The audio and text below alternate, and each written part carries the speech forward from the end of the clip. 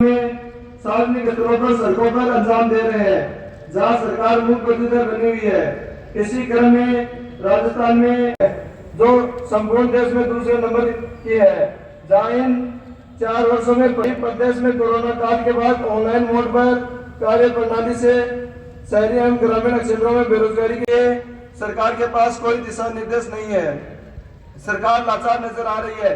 अखिल भारतीय विद्यार्थी परिषद शिक्षक जिला छात्र सम्मेलन युवा अधिकार संगम यह मांग करता है कि प्रदेश व जिले में सरकारी नीति नियमों एवं कानून व्यवस्था को दुरुस्त कर सुशासन के लिए सरकार द्वारा दिया गया नारा अब होकर न्याय घोषित करें। धन्यवाद। जय हिंद, जय भारत। बोले बोले भारत माता की।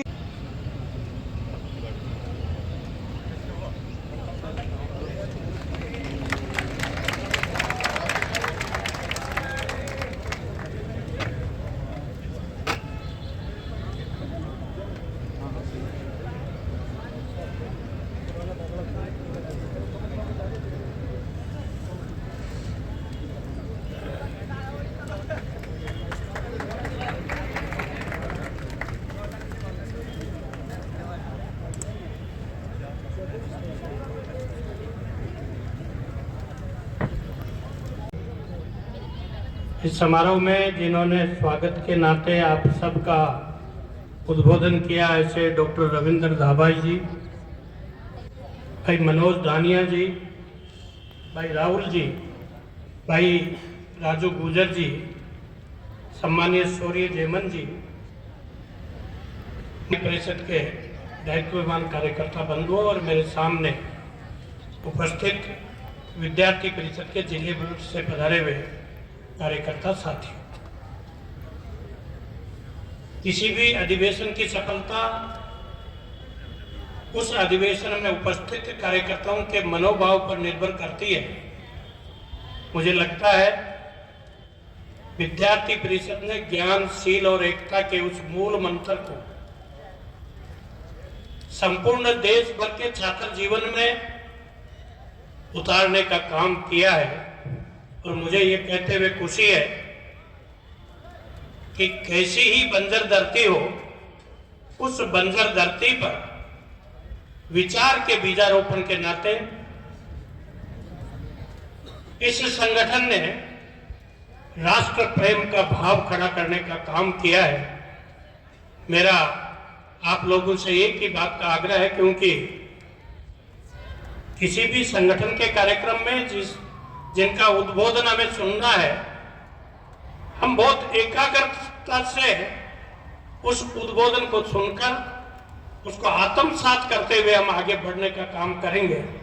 मुझे लगता है छात्र जीवन में जिस एकाग्रता की आवश्यकता है, कुछ है विद्यार्थी जो पंडाल के बाहर हैं, हम सबको सामान्य अर्जुन जी को हम किस हेतु से आज इस सम्मेलन में आए हैं और इस सम्मेलन के माध्यम से हमें किस मुकाम तक जाना है, इस सारे विषय वस्तु को आपके सामने रखने वाले हैं। मैं इतना जरूर कहूंगा कि सिक्कर जिले की विद्यार्थी परिषद में काम करने वाले सारे दायित्ववान लोगों ने अपनी संपूर्ण शक्ति के साथ इन छात्रों के जीवन में राष्ट्र के प्रति भाव जागृत हो, समाज के प्रति हमारा दायित्व है, उत्तरदायित्व जो है उस पर हम खरा कैसे उतर सके, इन सारे बीजारोपण का काम समय समय पर लंबे समय से करते आए। पर आज जब शेखावाटी की इस धरती पर विद्यार्थी परिषद के काम को देखते हैं तो ऐसा लगता है कि वो शुरुआत जो आपने विचार के नाते की थी, आज वो फलीभूत होती हुई नजर आ रही है। मैं इस विद्यार्थी परिषद के जिले के सम्मेलन की सफलता की शुभकामनाएं देता हूं और इस प्रांगण में उपस्थित सब लोगों से आग्रह करता हूं कि जब तक इस सम्मेलन की सफलता में हमारे मुख्य वक्ता का उद्बोधन आपको पूरा आप नहीं सुन लें और इस सम्मेलन के समापन की घोषणा नहीं हो, तब तक आप सब लोग एकाग्र होकर इस सम्मेलन को सुनने का काम करेंगे तो मुझे लगता है इस सम्मेलन की सफलता में और 4 चांद लग पाएंगे। मैं विद्यार्थी परिषद के सारे दायित्ववान लोगों का इस बात का आभार प्रकट करता हूं कि मेरे जैसे एक साधारण कार्यकर्ता को आप सब विद्या और इस समारोह में मुख्य अतिथि के नाते आपके बीच आने का जो मौका दिया, मैं आपका आभार प्रकट करता हुआ मेरी बात पूरी करता हूं। धन्यवाद।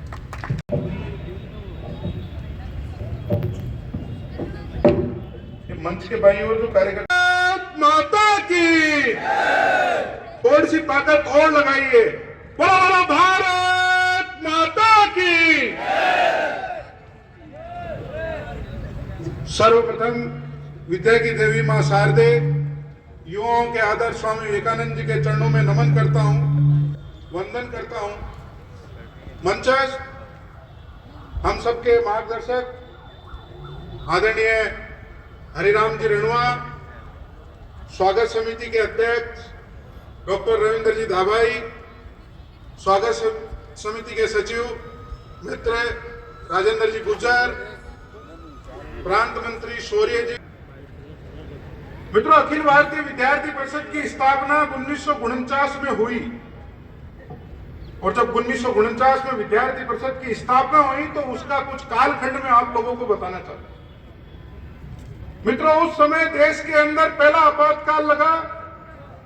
1947 में देश की आजादी होती है और 1948 के अंदर पहला आपातकाल लगा, और जब पहला आपातकाल लगा तो उसके अंदर संघ के ऊपर रोक लगा दी गई कि संघ का कोई कार्य नहीं होगा, राष्ट्रीय स्वयंसेवक संघ। तो उस समय के कुछ प्रमुख लोगों ने तय किया कि एक विद्यार्थियों का संगठन बनना चाहिए और वो विद्यार्थियों का संगठन विद्यार्थियों के बीच में रहकर राष्ट्र के पुनर्निर्माण की बात करेगा, विश्व गुरु बनने की बात करेगा। इसलिए 1949 में विद्यार्थी परिषद की स्थापना होती है। मित्रों, देश का संविधान 1950 में लागू होता है, परंतु विद्यार्थी परिषद की स्थापना संविधान से 1 वर्ष पूर्व होती है।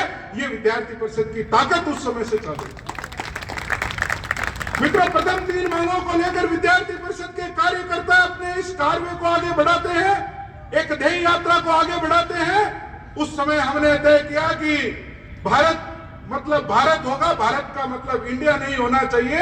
ये विद्यार्थी परिषद की प्रथम जो 3 मांगे थी उसके अंदर। दूसरा, विद्यार्थी परिषद ने कहा कि हमारा राष्ट्रीय गीत वंदे मातरम होना। विद्यार्थी परिषद ने तय किया कि हमारी जो मातृभाषा है वो हिंदी होनी चाहिए, हर प्रकार के आदेश, हर प्रकार का कानून हिंदी के अंदर बनना चाहिए। ये 3 प्रथम मांगों को लेकर विद्यार्थी परिषद की जो ध्येय यात्रा आज आप सब लोग देख रहे हैं कि एबीवीपी 75 वर्ष के अंदर प्रवेश कर रही है, और एक सुंदर दृश्य आज पूरे देश भर के अंदर जो विद्यार्थी परिषद का देखने को मिल रहा है। तो उन प्रथम 3 मांगों के साथ जो विद्यार्थी परिषद के कार्यकर्ता मस्ती और तरानों के साथ कैंपस में जाते थे, और आपको ध्यान होना चाहिए, जब देश के अंदर सबसे पहला जीप घोटाला हुआ उसके अंदर भी विद्यार्थी परिषद के कार्यकर्ता सड़कों पर उतरे, उस समय की सरकार का विरोध किया। और इतना ही नहीं, जब देश के अंदर दूसरी इमरजेंसी लगी 1975 के अंदर, तो एक एक इकाई पर, एक एक कॉलेज के अंदर विद्यार्थी परिषद के कार्यकर्ता खड़े हुए और उस प्रकार की तानाशाही सरकार के द्वारा लगाए गए इमरजेंसी का विरोध विद्यार्थी परिषद के कार्यकर्ताओं ने किया, और जेपी के उस आंदोलन को एक ऐसा रूप दिया कि उस समय की जो तानाशाही सरकार थी, इंदिरा की सरकार थी, वो विद्यार्थियों की ताकत थी, उस सरकार को उखाड़ फेंका।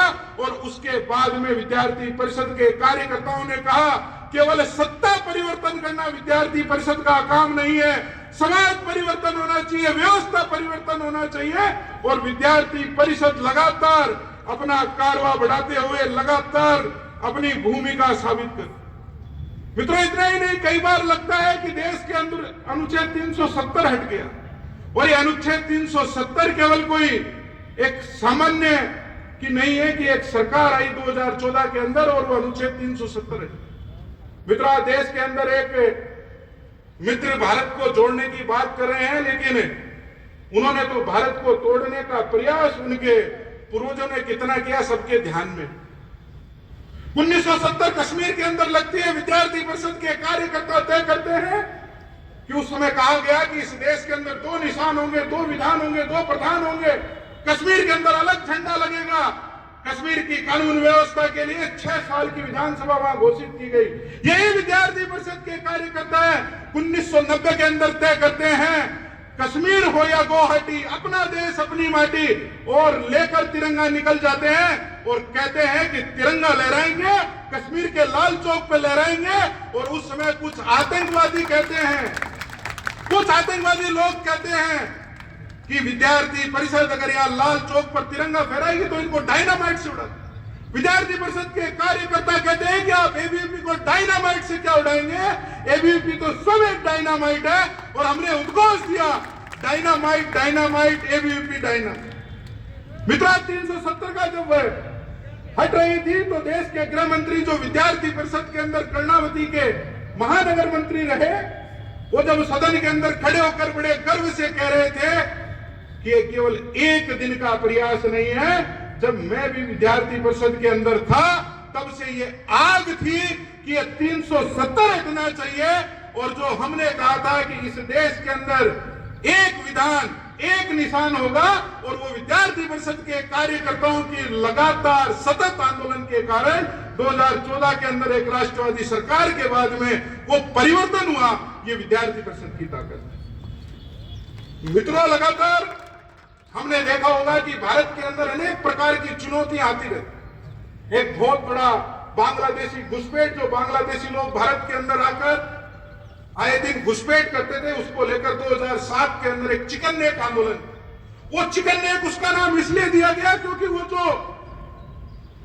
उसकी जो सीमा की आकृति है वो मुर्गी की गर्दन की तरह थी, इसलिए वहां विद्यार्थी परिषद के अनेक कार्यकर्ता, यहाँ भी कुछ लोग बैठे हैं मेरे ध्यान में, शायद रामोतार जी, सांकला वगैरह, उस समय उस चिकन नेक आंदोलन के समय वहां गए होंगे। लेकिन वहां जाकर और यहां पर सीमा के अंदर ऐसा घुसपैठ रुकनी चाहिए। 2007 में विद्यार्थी परिषद आंदोलन करती है, 2012 के अंदर फिंच के द्वारा सीमा संरक्षण का काम होता है।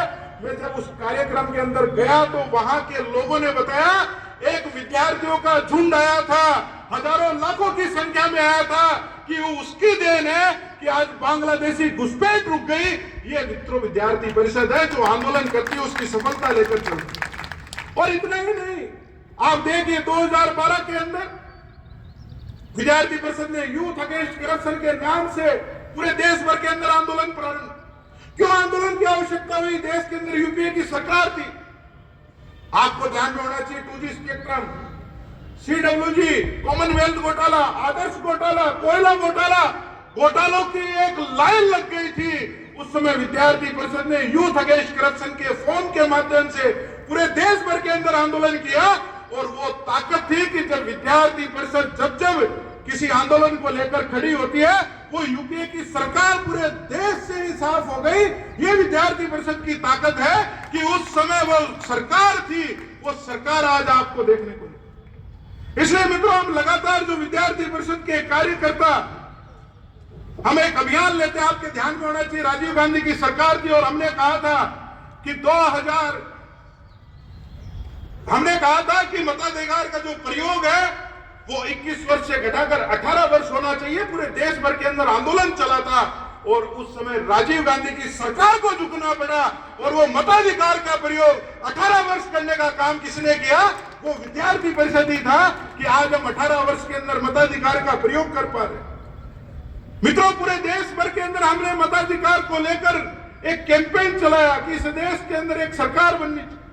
उसका परिणाम हुआ 2014 के अंदर एक सरकार आती है और उस सरकार के जो परिवर्तन है वो आज आपको देखने को भी मिलता है।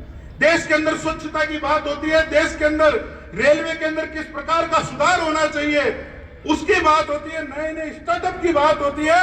देश के अंदर कोरोना जैसी स्थिति के अंदर सबसे पहले विश्व के अंदर वैक्सीन बनाने का काम भारत करती है।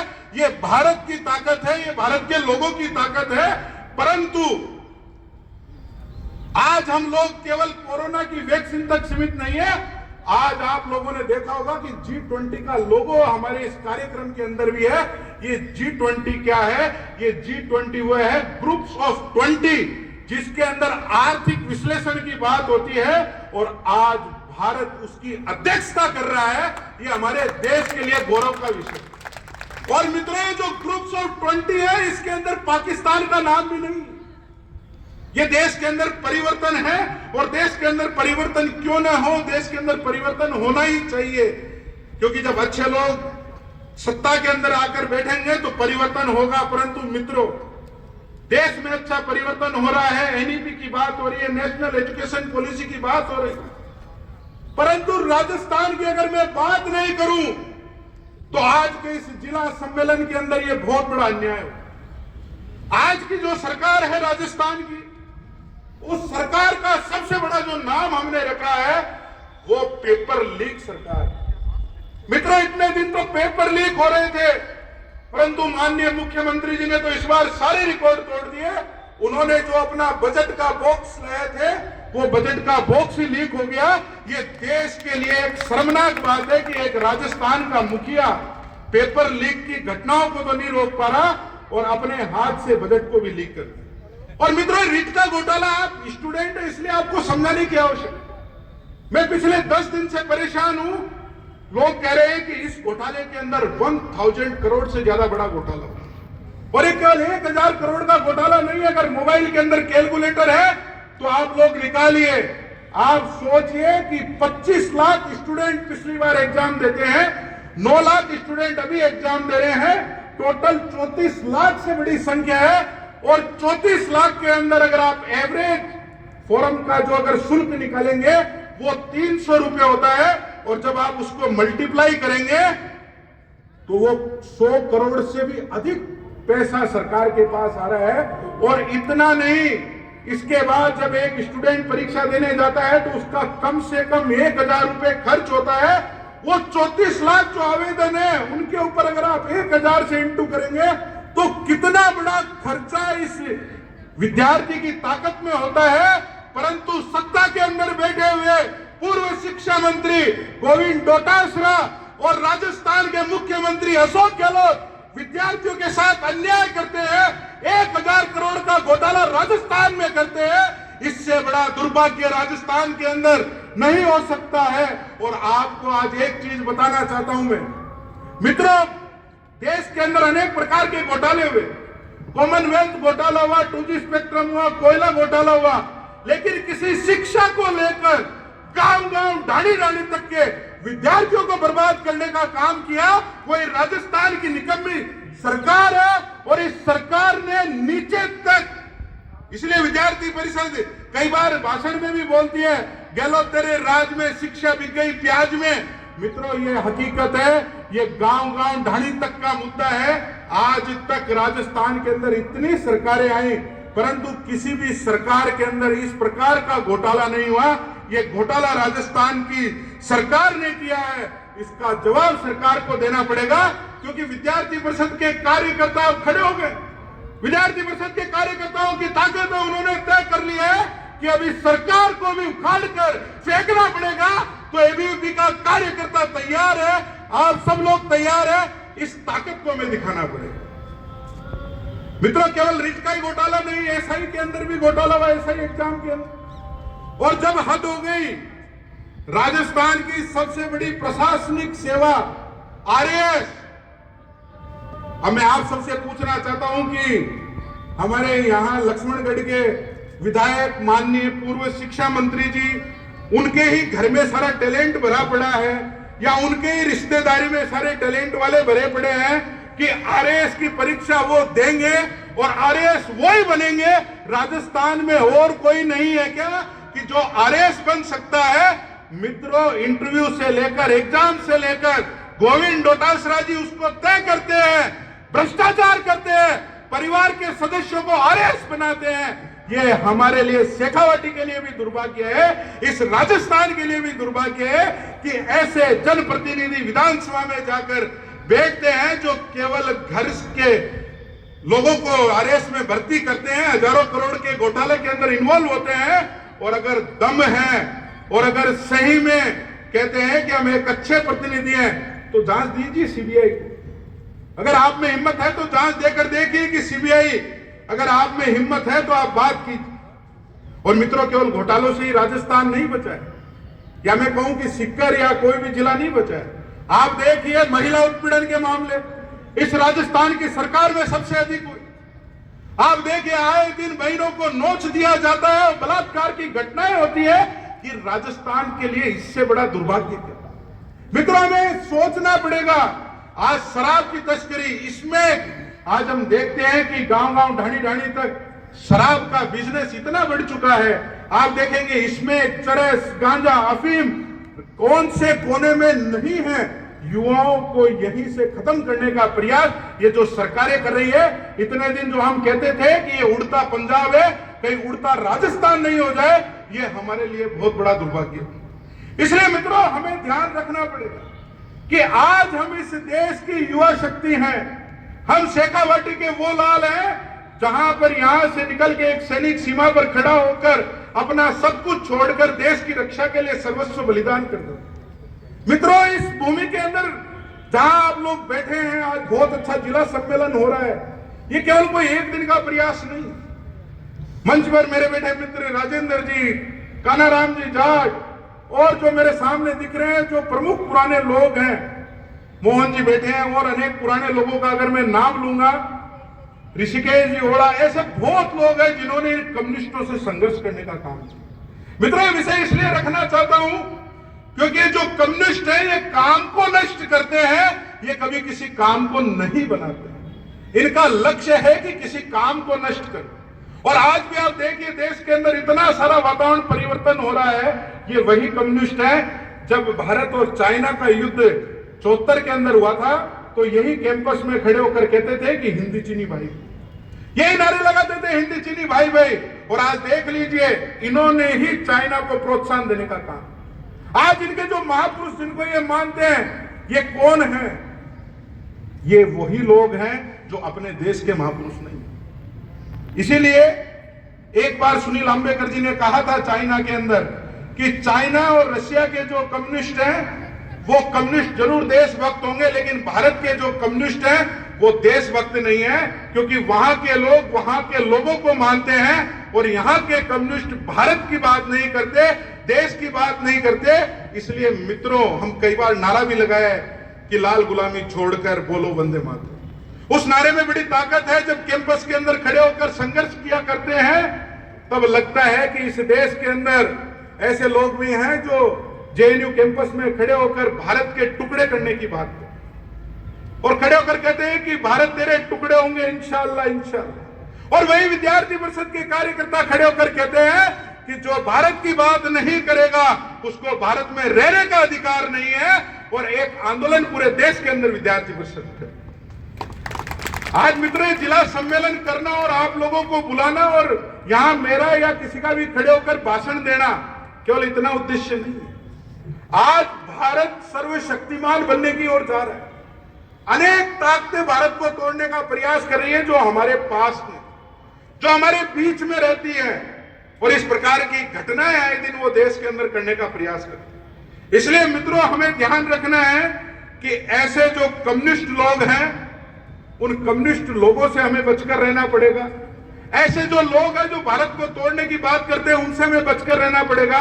और इतना ही नहीं, अब सिर्फ केवल इस देश में कोई बात होगी वो भारत की बात होगी, राष्ट्र प्रथम की बात होगी। इसके अलावा हम किसी प्रकार की बात को मानने को तैयार नहीं। कोई भी अगर भारत पर हमला करेगा, विद्यार्थी परिषद का कार्यकर्ता उसकी नहीं सुनेगा। इसलिए आज हम सब लोग इस जिला सम्मेलन के अंदर एकत्रित हुए।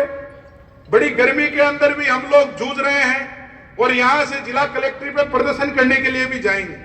और मुझे तो अभी सूचना मिली कि जिला कलेक्टर ने यहां भी खुला अधिवेशन करने की परमिशन नहीं दी। तो मैं इस मंच से माननीय जिला कलेक्टर जी को भी चेतावनी दे रहा हूं कि सत्ताएं तो आएगी और जाएगी, इन सत्ताओं के भरोसे एबीवीपी का कार्यकर्ता नहीं डटता है। क्योंकि जो लाल चौक में खड़े होकर तिरंगा फहराने की हिम्मत रखता है, जब आतंकवादी उसे कहते हैं कि हम तिरंगा नहीं फहराने देंगे, ये तो शेखावाटी की भूमि है। यहाँ तो कलेक्टर साहब, क्या पता कल को आपको भी यहाँ से उठकर बाहर नहीं आना पड़ जाए। ये विद्यार्थियों की ताकत के सामने आप पंगा मत ले। ये सरकार कांग्रेस की सरकार आज है और ये कितने दिन की सरकार है ये सबको पता है। लूली लंगड़ी सरकार है, होटलों में चली है पूरे 5 साल। इसलिए मित्रों, मेरा इतना ही कहना है कि आज के जिला सम्मेलन में हम सब लोग एकत्रित हुए, एक संकल्प लेकर सरकार को घेरने का प्रयास करेंगे। और अंतिम मेरी कुछ पंक्तियों के साथ मेरी वाणी को विराम दूंगा। ना मुझे तन चाहिए, ना मुझे धन चाहिए, जीऊं तो इस मातृभूमि के लिए और मरूं तो भगवे का कफन चाहिए, भगवे का कफन चाहिए। बहुत बहुत धन्यवाद, बहुत बहुत।